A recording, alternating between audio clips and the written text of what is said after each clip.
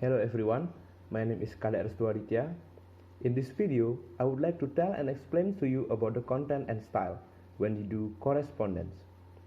In this video, I will tell you about the length, order and sequence, planning, style and language, clarity and accuracy when you do correspondence. And I will explain about the correct and incorrect things from these contents, like how to make right length, what is too long or too short length. Now, without any further ado, let's begin. Length. All correspondence should be long enough to explain exactly what the sender needs to say and the receiver needs to know. You must decide how much information you put in the letter. You may give too much, in which case your letter will be too long, or too little, in which case it will be too short. Your style and the kind of language you use can also affect the length. Too long. When you make letter, don't make it too wordy.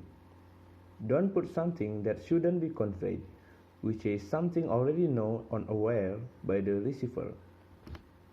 You just need to put some important things, what the point that you want to convey in your letter. Too short. You can make an effective letter, but don't make it too short. Moreover, you don't put some important things in the letter. For the example, the name of the receiver, date and time, some key things or information that you want to convey. The right length. The right length letter neither too short or too long.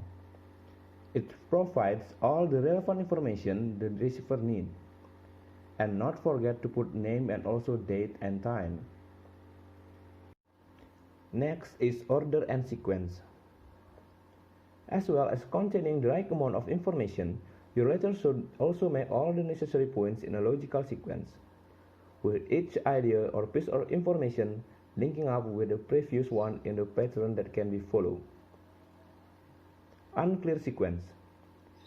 Here I give you an example of unclear sequence that I get from Oxford Handbook of Commercial Correspondence. This letter is difficult to understand because there is no clear sequence or logical order. And here I give you an example of clear sequence letter. And also this is I get from Oxford Handbook of Commercial Correspondence. This is better version of the same letter, in which the idea and the information are in logical order. Next is planning. Planning can make you sure to include the right amount of information and in the right order. Ask yourself what the purpose of the letter is and what response you would like to receive. Note down everything you want to include before you start writing. Then read your notes to check that you have included all necessary information, that it is relevant, and that you have put in the right order. First paragraph. The opening sentence of paragraph is important as it sets the tone of the letter and creates the first impression. Generally speaking, you would thank to your correspondent for their letter, if replying to an inquiry. If necessary, introduce yourself and your company, state the subject of the letter, and set out its purpose.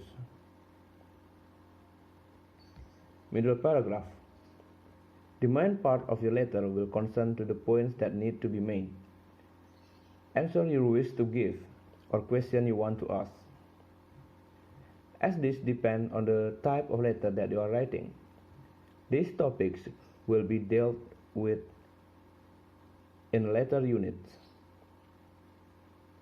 In the middle paragraphs, planning is most important to make sure your points are made clearly, fully, and in a logical sequence. Final paragraph. At the end of your letter, if it is reply and you have not done so at the beginning, you should thank the correspondent for writing. Next is style and language. Simplicity. Style of the letter can also affect length of the letter. Commercial correspondence often suffers from an old-fashioned, pompous style of English, which complicates the message and gives readers the feeling that they are reading something written in unfamiliar language. So, we need to make the letter simple to make it easier to understand. Here I have two same letters. The first one is too long and the second one is simple version. You can see which one is easier to understand. Courtesy. Your style should not be so simple, because that is become rude. Here is an example of letter that is too short and simple. And here the picture number 2 is the same letter with a better version. Idioms and colloquial language. It is important to try to get the right tone in your letter. This means that, generally speaking, you should aim for a neutral tone, avoiding pompous language on the one hand and language which is too informal or colloquial on the other. On the whole, it is better to avoid using colloquial language or slang. Next is clarity. Your correspondent must be able to understand what you have written. Abbreviation and initial. Abbreviation can be useful because they are quick to write and easy to read. But both of correspondents needs to know what the abbreviations stand for. Numbers. Numerical expressions can also cause confusion. For example, decimal point in British and American usage is full stop, but a comma is used in most continental European countries, so that a British or American person would write 4.255, where a French person write 4,255, which to British or American person would mean 4,255.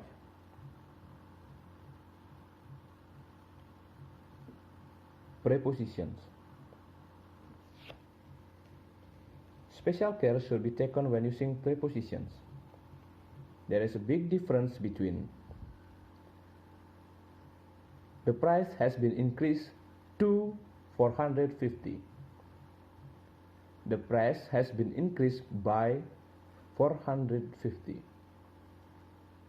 And the price has been increased from 450.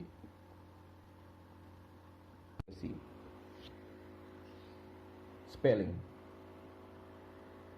Careless mistakes in a letter can give readers a bad impression. Spelling, punctuation, and grammar should all be checked carefully. Title, name, and address. Use the correct title in the address and situation. Spell your correspondent's names correctly, because nothing creates a worse impression than a misspelled name. And write their address accurately. Reference. When replying to a letter, fax, or email, quote all reference accurately so that it is immediately clear to your reader what you are writing about. Price, measurements, etc. Special care should be taken when quoting price or giving specifications such as measurements or weight. Quoting this incorrectly can cause serious misunderstanding. Enclosures and attachment. Always check that you have actually enclosed the document you have mentioned in your letter. Attach them to your email. When ordering, make sure you quote the order number correctly, especially in international trade where mistakes can be very expensive in both time and money. Okay everyone, that's all about my explanation. I hope you understand what I explained. See you on my next video. Thank you for watching.